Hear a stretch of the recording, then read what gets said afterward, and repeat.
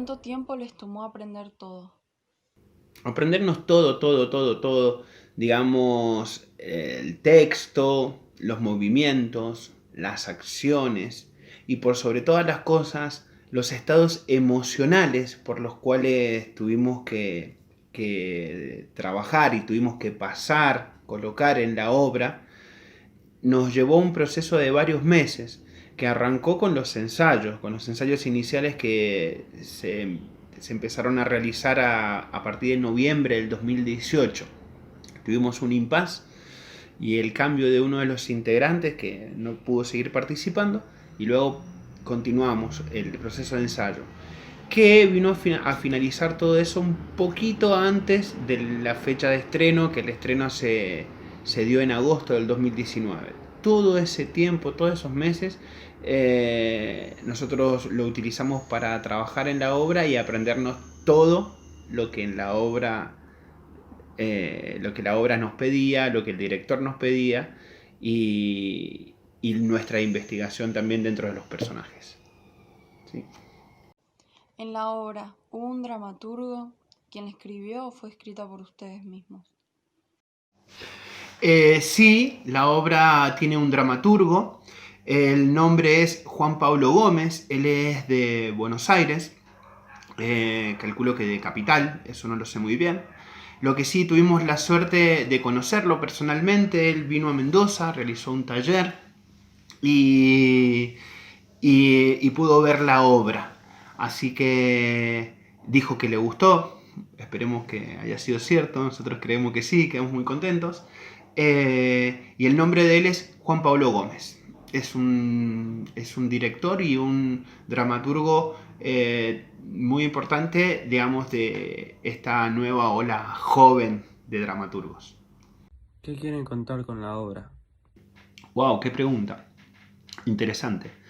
Bien, es cierto que lo que se cuenta en la obra y lo que se intenta contar en cada una de las obras lo termina de completar el espectador. Es el espectador quien termina de decodificar los mensajes y es el que tiene la última palabra, digamos, para dar un veredicto con respecto a lo que recibió, a lo que cree que sintió por sobre todas las cosas al ver una obra de teatro.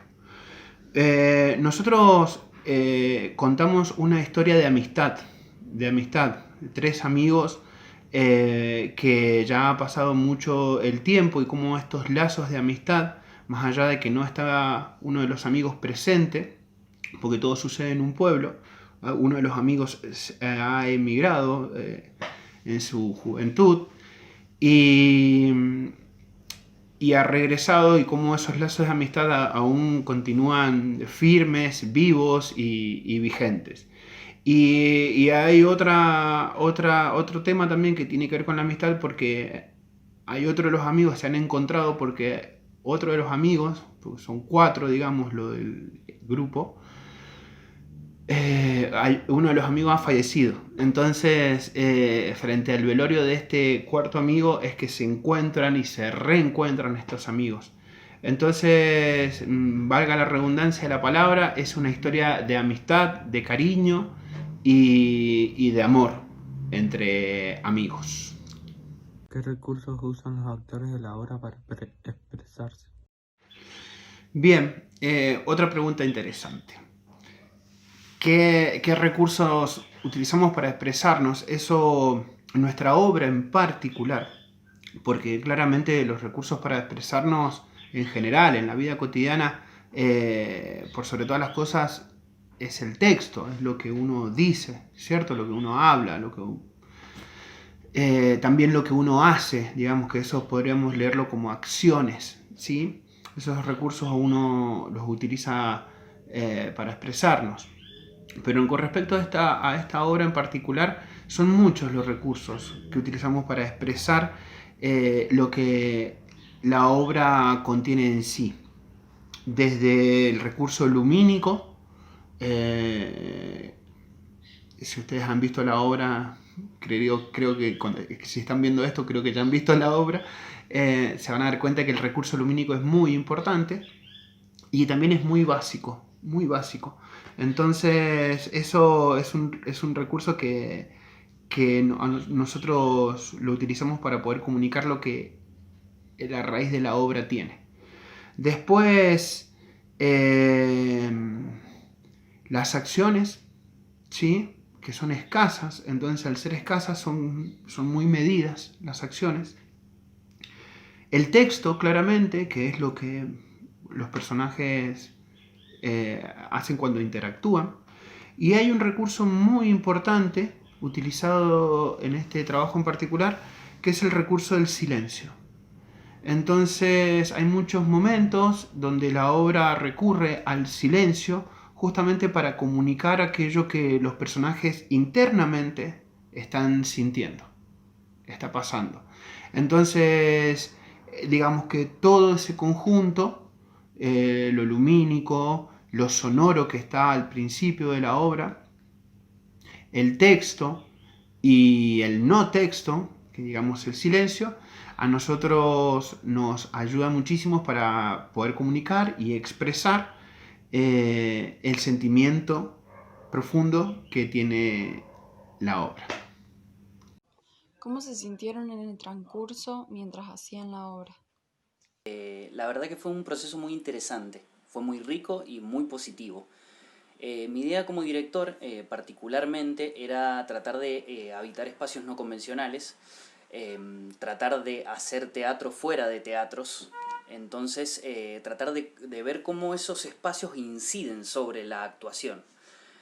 Por ende, para nosotros fue muy interesante conformar un grupo y encontrar ese espacio para ensayar la obra, que fue el Living, que era un espacio cultural que cerró durante el año 2019, pero logramos estrenar ahí la obra. Después fuimos habitando distintos espacios para terminar finalmente en la Casa Violeta, en Godecruz. Pero fue un espacio muy interesante porque fue un espacio de búsqueda. Nosotros quisimos, particularmente yo como director, quería investigar este teatro minimalista, ya que el cupo máximo de personas era de 30 personas y el público está muy cerca de los actores. Entonces fue muy interesante el proceso porque la verdad que esta cercanía permite otro tipo de actuación que no es la de la actuación del teatro gigante, como vendría siendo un teatro Independencia, donde la gente o el público se encuentra muy lejos del actor.